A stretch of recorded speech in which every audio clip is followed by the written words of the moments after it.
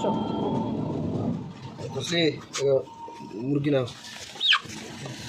মুরগি দেখে চলে গেছে, পিকনিক করবে। পিকনিক করবো, পৌষ মাস তো চলেই গেল। তাহলে মামাদেরকেও নেমন্তন্ন করো। মামা খেয়ে, রাহুল খেয়ে, সবাই মিলে না হলে তো মজা হবে না। কতটুকু ওজন হবে মুরগিটা? 2.5 কিলো। মুরগি নিয়ে এসছে বাজার থেকে, চলো পিকনিক করি। পিকনিক হয়ে যাক, মামাদেরকেও নেমন্তন্ন করলো। মুরগি নিয়ে এসে? ও তাই তো, পৌষ মাস চলে গেল, তখন করলো না, আর এখন মুরগি নিয়ে এসে। হ্যাঁ। বাহ, তাহলে ভালোই হবে। ডাক দে তোর মামাদের সবাইকে। হ্যাঁ বললো ফোন করে। হ্যাঁ বলেছে? হ্যাঁ। ঠিক আছে, তাহলে আজকে পিকনিকটা হবে, দেখা যাক কি হয়। কতটুকু ওজন হবে? 2.5 কেজি। 2.5 কিলো? ও, এই তো যা হবে হবে, তাই না? তো যেই কথা সেই কাজ, আমরা পিকনিকের জন্য রেডি হয়ে গেলাম, আর আমার ভাইদের বাড়ি সবাইকে ফোন করে দিলাম যে তোমরা চলে এসো। আর ওরা চলেও এসেছে। দেখো, মুরগিটা আমি ছাদে নিয়ে যাচ্ছি, কারণ ছাদেই পিকনিকটা করব। ঠান্ডার সময় নিচে খুব ঠান্ডা লাগছে, আর ছাদে রৌদ্র আছে, যার কারণে আমি ছাদে চলে গেলাম। এই যে আমার বড় ভাবি চলে এসেছে, ও রসুন পেঁয়াজ যা কাটার কাটছে। সব ভাড়াপন ওকেই দেওয়া হয়েছে যে সবজিগুলি তুমি কাটবে এবং রসুন পেঁয়াজ যা লাগে সব তোমাকেই কাটতে হবে। তো কাটতে বসে গেছে, আর আমি ওইদিকে রান্নাটা সামলাবো। তাই যত হাঁড়িকুড়ি লাগে আমি ঘরের থেকে ছাদে উঠিয়ে নিয়ে আসছি। আর ছোট ভাবি এখনও আসেনি, তো ও আসবে। এইদিকে আমার ভাইয়ের মেয়ে রসুন বাটছে। ওরা অনেক দিন থেকেই বলছিল যে বিটিমা একটু পিকনিক করো, এই বছরে তো কিছুই হলো না। তো আমি কাজের চাপে আমি করতে পারিনি। প্রত্যেক বছর 2-3 বার হয়ে যায়, এইবার হয়নি, কারণ আমার মেয়েও নাই, আর আমার কাজেরও একটু চাপ হয়ে গেছে বেশি, যার জন্য এই বছরে কিছুই করতে পারিনি। তো বড় ভাবি কোটা বাছাগুলো করে নিচ্ছে, ওইদিকে আমি হাঁড়িগুলো আমি নিয়ে সব রেডি করে নিয়েছি। আর পাশের বাড়িতে আমার মামা মামি, তারপরে ভাইয়ের বোরা আছে। তো ওরাও একদিন ঠাট্টা করছিল যে তুমি এবার পিকনিক করলে না, তো হলেও না, তো কি ব্যাপার, পিকনিক কি হবে না নাকি? তো ওদেরও ডেকে নিই।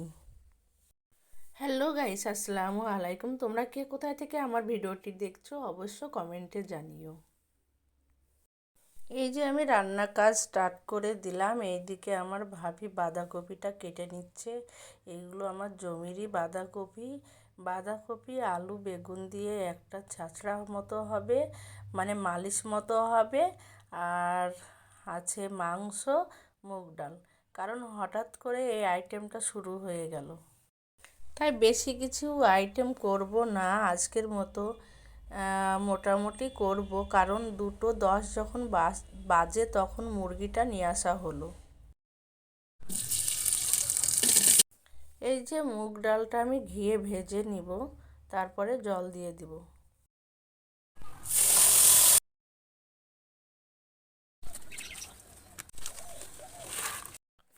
কিছু কাজু বাদাম আর কিশমিশও দিয়ে দিব, কারণ কাজু কিশমিশ দিলে মুগ ডালটা ভালো লাগে। আর কিছু গাজর কেটে নিলাম, গাজরটাও দিয়ে দিব মুগ ডালে। তবে মুড়ো ঘন্ট করতে হলে রুই মাছের মাথা লাগে, তো রুই মাছের মাথা তো আনা হয়নি। এদিকে বেলাও চলে গেছে, যা আছে তাই দিয়ে রান্না করব। আর এই যে আলুগুলো কুচিয়ে রেখেছিল আমার বড় ভাবি, এগুলো আমি ধুয়ে নিলাম।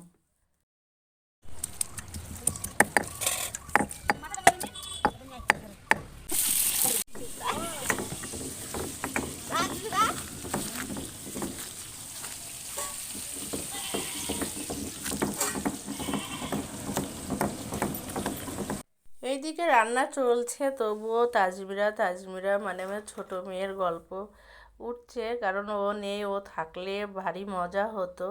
আর পিকনিকটা বেশি উৎসাহ ওর। তো দূরে থেকে বলেছে, মা তুমি কি পিকনিক করেছো এবার? তো করা হয়নি। তো এই রান্নাবাড়া করতে করতে মেয়ের কথা মনে হয়ে গেল এবং ওর মামিও বলছে তাজমিরা থাকলে ভালো হতো। এবার মাংসটা চাপিয়ে দিলাম।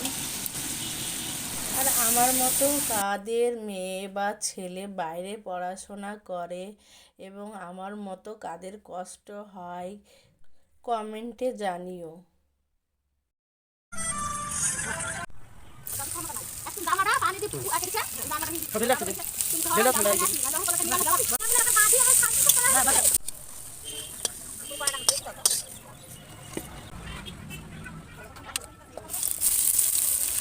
ওরা গল্পে মেতে উঠেছে, আমি রান্নাতে মেতে উঠেছি।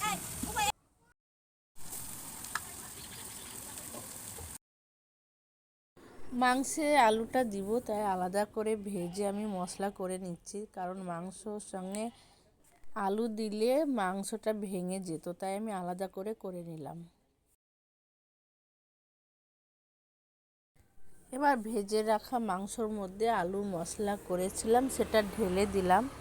আর পাশের বাড়ির মামিরাও ফ্রিজে থেকে কিছু মাংস দিয়ে দিয়েছিল।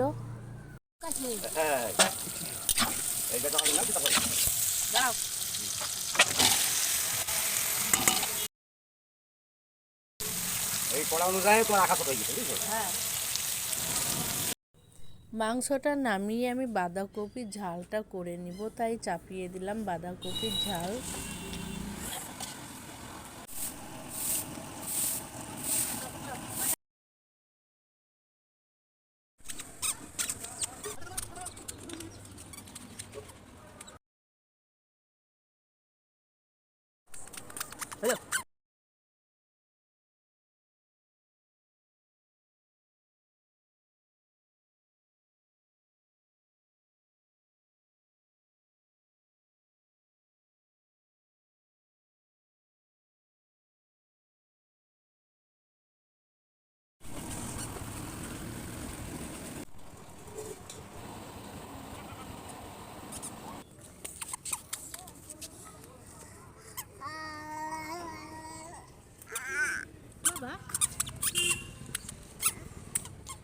Tata tata tata.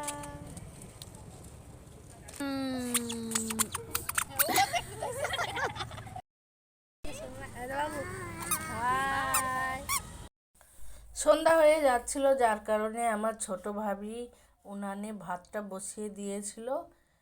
এবার আমাকে ডাক দিল যে ভাতটা হয়েছে কিনা দেখো, তো আমি নিচে গিয়ে ভাতটা দেখলাম, তো একটু হবে তাই রেখে চলে আসলাম।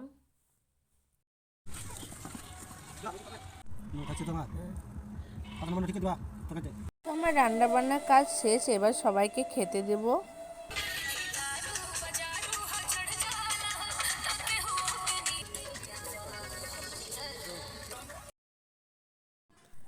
পিকনিক করতে করতে রাত হয়ে গেছিল, এই যে আমাদের খাওয়া দাওয়া পর্ব চলছে। তো গাইস, ভিডিওটি কেমন লাগলো অবশ্য কমেন্টে জানাবে, আর একটি লাইক সাবস্ক্রাইব করে দিবে। তোমরা ভালো থেকো, সুস্থ থেকো। আজ এই পর্যন্ত, আল্লাহ হাফিজ।